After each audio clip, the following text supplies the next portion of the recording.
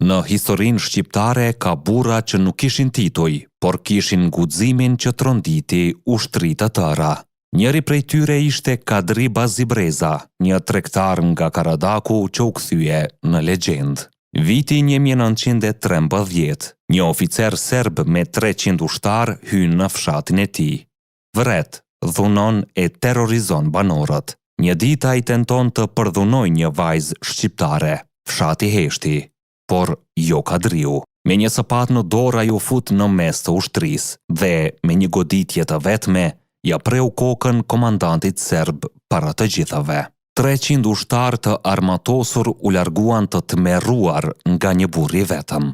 Kadri Breza nuk luftoi për pasuri e për pushtet, ai luftoi vetëm për nder, për ata që sot shumë e harrojnë, por shqiptarët e vërtet e mbajnë në gjak. Nëse edhe ti beson se këto histori nuk duhet të harrohen, shtyp butonin e pëlqimit, abonohu në Histori Epike dhe shkruaj në komente. A është ky akt nga më të fuqishmit në historinë shqiptare?